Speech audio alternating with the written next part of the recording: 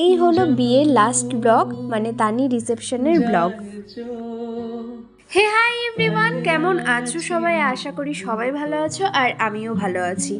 আজকে আমরা যাব তানির রিসেপশনে। আর এই দেখো, এইদিকে তত্ত্বগুলো সাজানো হয়েছে। টোটাল 22টা তত্ত্ব সাজানো হয়েছে। দুজন এসেছিল তত্ত্ব সাজানোর লোক, ওরাই সাজিয়েছে। মোটামুটি 4 থেকে 5 ঘন্টার মতন সময় লেগেছে। হেঁটে যাবে জানি স্বপ্নের সেই মিছিলে। আর এই দেখো, আমি রেডি হয়ে গেছি। আর আজকে আমি খুব সিম্পল একটা শাড়ি পরেছি। আর রেডি হওয়ার পর একটু ঢং না করলে হয় বলো? আমি তাড়াতাড়ি রেডি হয়ে গেছি। আমি রেডি হওয়ার পর আধ ঘন্টা পরে আমরা বেরিয়েছি। তো বাড়িতে বসে বসে আমি রিলস বানাচ্ছিলাম। আমরা বেরিয়েও পড়েছি সবাই মিলে। আর তানির বাড়ি খুবই কাছে, আলিপুরদুয়ার দুর্গাবাড়িতে যেতে 5 থেকে 7 মিনিটের মতন লাগে। আর আমি সবাইকে জিজ্ঞেস করছিলাম দেখি কার হাতে কি তত্ত্ব আছে। যেহেতু আমি ব্লগ বানাচ্ছিলাম তাই দেখো সবাই কত সুন্দর করে আমাকে দেখাচ্ছিল। আমরা পৌঁছেও গেছি। এবার এক এক করে আমরা ভেতরে ঢুকছিলাম।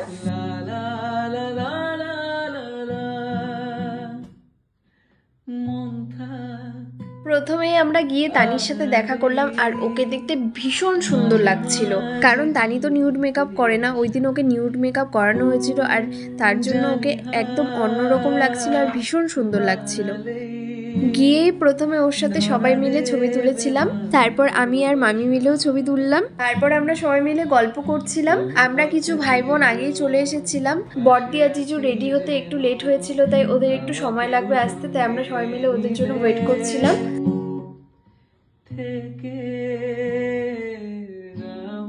এবার আমি কিছু ফটো তুলবো, তাই রাজীবকে বলছিলাম আমাকে ভালো করে কয়েকটা ফটো তুলে দে, কারণ ও অনেক সুন্দর করে ফটো তুলতে পারে। আর সবাই না ভালো করে ফটো তুলতে পারে না, তাই সবার ফটো তোলা আমার পছন্দও হয় না। আমাকে দেখো আমি কত সুন্দর করে পোজ দিচ্ছিলাম। তানির যেখানে বাড়ি, আমি তো ওখানেরই স্কুলে পড়তাম, তাই ওখানে গিয়ে আমার কিছু স্কুল ফ্রেন্ডের সাথে দেখা হয়ে গেল। অনেকদিন পর দেখা হয়েছিল, তাই ওখানে দাঁড়িয়ে দাঁড়িয়ে সবার সাথে অনেকক্ষণ আড্ডা দিয়েছিলাম। এরপর ওদের সাথে গিয়ে ফুচকা আর চিকেন পকোড়া খেয়েছি। বড়দি ওরাও চলে এসেছে ততক্ষণে। আসার পরই আমাদের শুরু হয়ে গেল। আমি আর রজনীদি মিলে একটু ডান্স করছিলাম।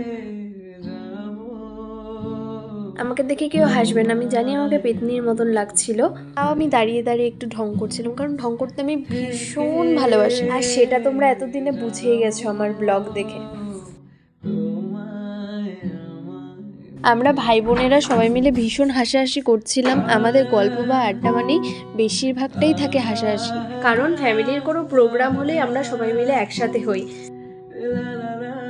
এরপর আমরা সবাই মিলে টিফিন খেয়েছিলাম। আর এই দেখো রজনীদি এখনো খাচ্ছে। বড়দি ওরা সবাই মিলে ডান্স করছিল, শুধু আমি আর রজনীদি ডান্স করছিলাম না, আমরা একটু বাইরে ছিলাম। আমাদের সবাই ডাকছিল, এবার আমরা দুজনও যাব ডান্স করতে।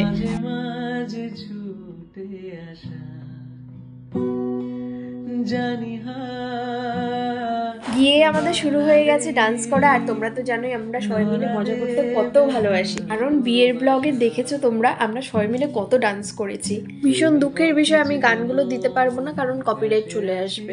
প্রথমে আমরা বোনেরা মিলেই ডান্স করছিলাম, তারপর জিজু ভাই সবাইকে নিয়ে এসেছি। অনেক মজা করেছি, রাতও হয়ে গেছে। এবার আমরা খেতে বসবো।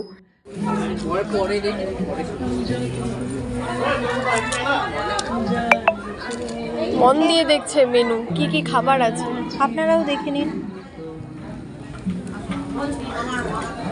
আমিও একটু দেখি। এবার খাওয়াটা স্টার্ট করি। আর আমরা খেতে বসেছিলাম আমি, বড়দি, জিজু আর শিলিগুড়ি থেকে একটা কাকাই এসেছিল, ওই কাকাই।